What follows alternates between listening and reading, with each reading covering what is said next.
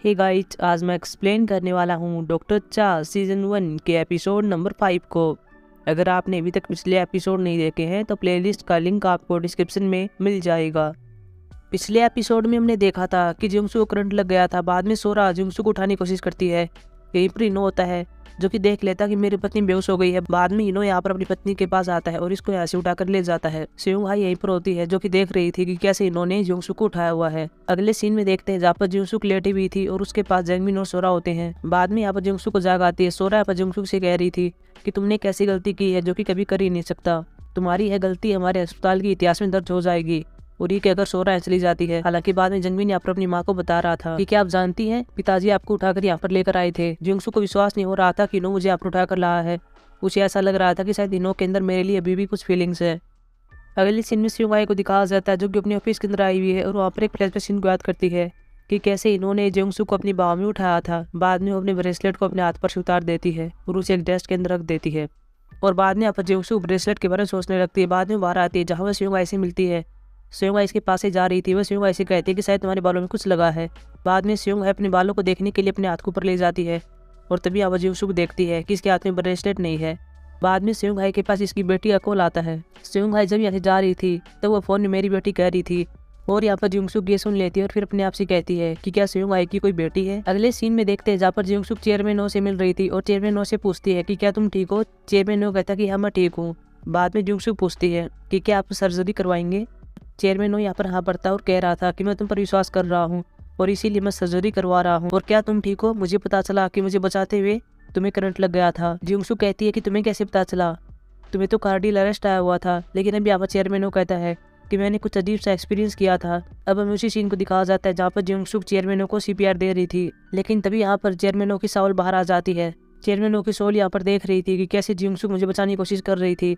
और बाद में बाहर आता है जहाँ पर चेयरमैनों का बेटा होता है, साथ में इसकी बहू भी होती है। और चेयरमैनों का बेटा यहाँ पर अपने पिता के मरने का वेट कर रहा था। साथ में चेयरमैनों का सेक्रेटरी भी चेयरमैनों के मरने की वेट कर रहा था। ये सभी यहाँ पर चेयरमैनों के बारे में गलत सोच रहे थे। लेकिन जब यहाँ पर जिंगसू को करंट लगा था तब चेयरमैनों की सोल वापिस चेयरमैनों के शरीर के अंदर चली जाती है और चेयरमैनों को जागा जाती है। तो वही रियलिटी में फिर से दिखाया जाता है जहाँ पर चेयरमैनों कह रहा था कि मेरी सर्जरी के लिए डेट तय करो, मैं सर्जरी करवाऊंगा। जिंगसू कहती कि ठीक है। अगले सीन में देखते हैं जहाँ पर जिंगसू घर पर आई हुई है। तभी यहाँ पर इसकी बेटी आयरिंग होती है जो कि अपनी माँ से कह रही थी मुझे तुमसे कुछ बात करनी है। बाद में जिंगसू अपनी बेटी के पास आ जाती है। लेकिन यहाँ पर जिंगसू बहुत ही थकी हुई थी, उसे नींद भी आ रही थी। आयरिंग यहाँ पर अपनी माँ से कह रही थी कि मेरे टीचर ने मुझसे कहा था कि मुझे कॉलेज में एडमिशन लेने के लिए और भी मेहनत करनी होगी, लेकिन मैं ये अकेली करने में सक्षम नहीं हूँ, इसलिए आपको मेरी मदद करनी होगी। लेकिन जब यहाँ पर आयरिंग पीछे देखती है तभी इसकी माँ सोई हुई थी।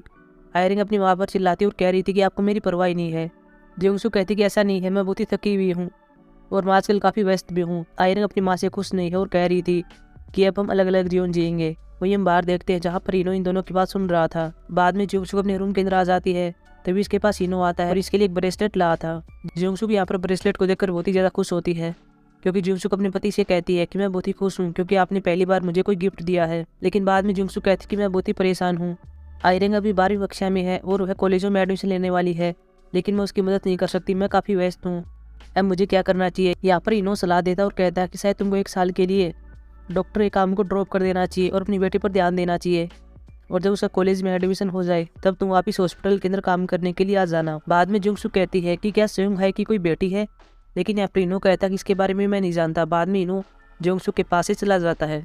अगले सीन में हॉस्पिटल के अंदर उसी बूढ़ी महिला को दिखाया जाता है जो कि अपना इलाज नहीं करवा रही थी और इस बूढ़ी महिला का नाम हेनाम होता है। हेनाम यहाँ पर फ्लैशबैक सीन को याद करती है जहाँ पर इसका पति इसको और इसकी बेटी को मार रहा था। वहीं दूसरी ओर जिंगसू भी हॉस्पिटल के अंदर आई हुई है और उसे अपनी पहली इनकम मिल जाती है और इस इनकम का यूज वह अपने परिवार के लिए करती है। वो अपने परिवार के लिए चीजें खरीदती है। अगले सीन में देखते हैं जहाँ पर चेयरमैन ओ को सर्जरी के लिए ला रहे थे और यहाँ पर इनो चेयरमैन ओ की सर्जरी कर रहा था और इसकी सर्जरी सफलतापूर्वक सही रह जाती है।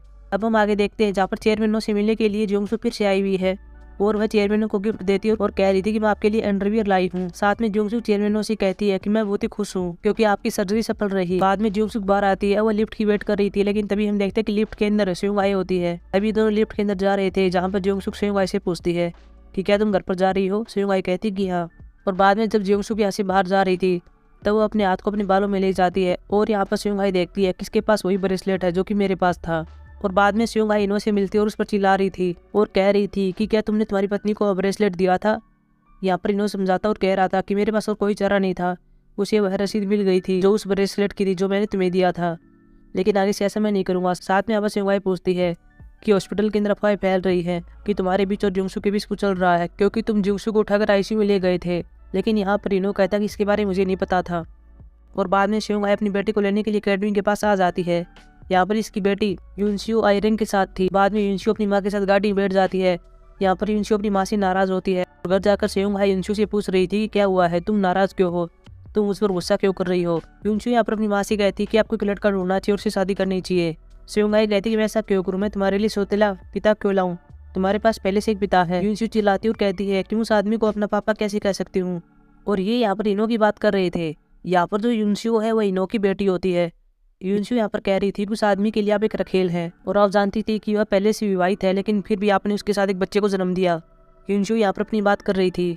शिवंगाई कहती कि मुझे थोड़ा सा समय और दे दो, मैं सब कुछ ठीक कर दूंगी। अगले सीन में देखते हैं जहाँ पर शिवंगाई अपने ऑफिस के अंदर होती है और वहाँ पर अपने ब्रेसलेट को फिर से पहन लेती है और बाद में वह जुंगसू को बुलाती है और इसके बाद वह जुंगसू को तरह तरह काम देती है। वह जुंगसू को बहुत ही ज्यादा काम देती है और यहाँ पर जुंगसू भी बहुत ज्यादा थक जाती है, लेकिन वो किसी तरह काम को पूरा करती है। साथ में जब यहाँ पर जुंगसू काम कर रही थी तब यहाँ पर इसे सोरा पूछ रही थी कि मैंने सुना कि तुम्हारे बीच और इनो के बीच कुछ चल रहा है, ये सब यहाँ पर अफवाह चल रही है, क्या ये सच है। लेकिन यहाँ पर जुंगसू कहती है कि ऐसा कुछ भी नहीं है, हमारे बीच कुछ भी नहीं चल रहा है। और बाद में जुंगसू चेकअप के लिए रोएकिम के पास आई हुई है। रोएकिम यहाँ पर जुंगसू को चेक करके बता रहा था कि तुम्हारा लपटी बहुत ही ज्यादा हो गया है, क्या तुम तुम्हारी गोलियां ले रही हो। यहाँ पर जुंगसू कहती कि आजकल मैं बहुत ही काफ़ी व्यस्त हो गई हूँ, मुझे टाइम नहीं मिल रहा है।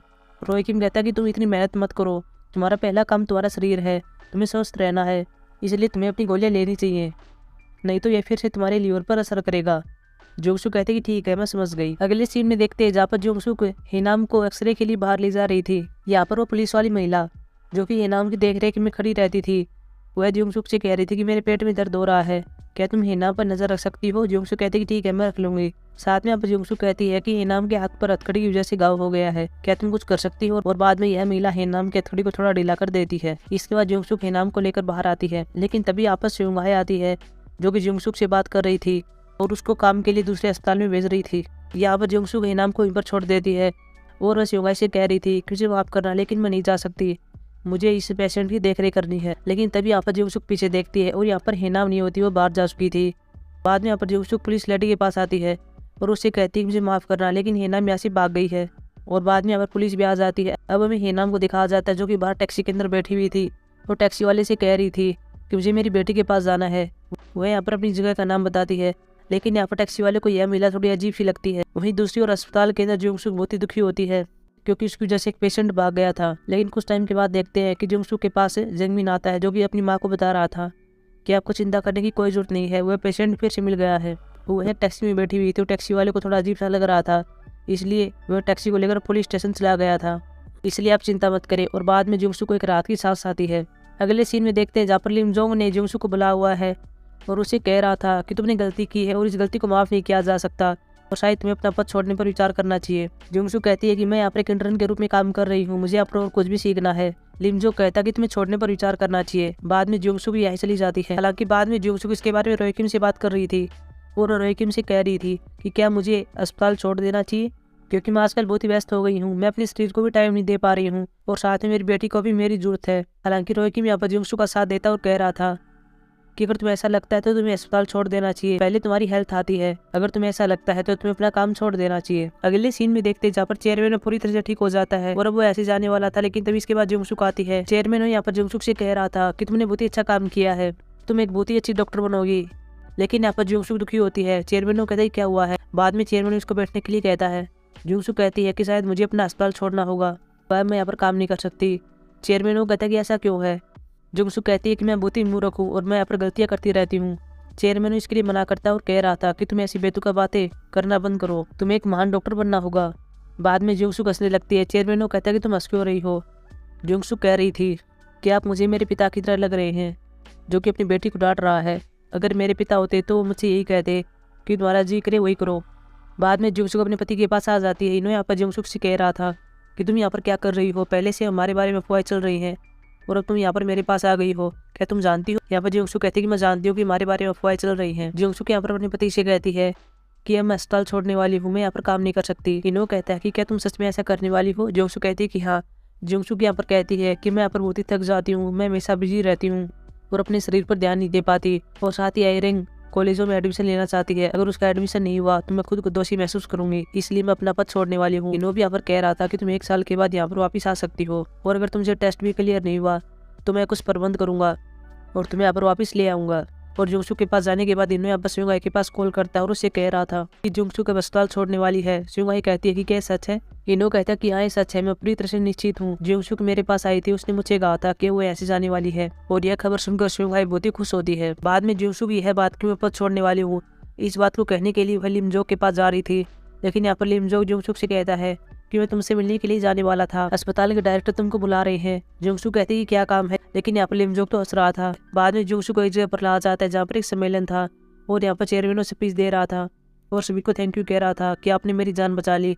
साथ में वह यहाँ पर इनो और रोयकिन को अलग से थैंक यू कहता है, लेकिन बाद में वो कहता है कि एक डॉक्टर है जिसने मेरी जान बचाई है और जिसका मैं शुक्रिया करना चाहता हूँ। और बाद में चेयरमैन जुंगसुक को स्टेज पर आने के लिए कहता है। जुंगसुक अब स्टेज पर आ जाती है। चेयरमैन भी यहाँ पर बता रहा था कि जब मैं पूरी तरह से टूट गया था तब जुंगसुक ने मेरा साथ दिया था, उसने मुझ पर दया दिखाई।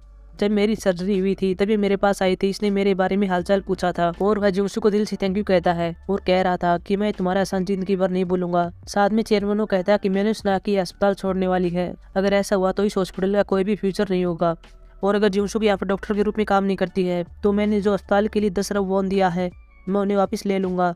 और बाद में सभी यहाँ पर जुंगसुक के लिए तालियां बजाते हैं, और बाद में यहाँ पर सभी डॉक्टरों की राय बदल जाती है। और यहाँ पर ताइसिक भी इनो से कह रहा था जुंगसुक हमारे लिए लकी चार्म की तरह है, हम इसे नहीं छोड़ सकते। बाद में रोयकिन भी जुंगसुक से पूछता है कि क्या तुम अभी भी छोड़ना चाहती हो, लेकिन यहाँ पर जुंगसुक कहती है कि क्या तुम पागल हो, और बाद में एपिसोड समाप्त हो जाता है। सो गाइस, ये थी हमारी एक्सप्लेनेशन एपिसोड नंबर 5 की। अब हम मिलेंगे एपिसोड नंबर 6 की एक्सप्लेनेशन में, तब तक के लिए बाय।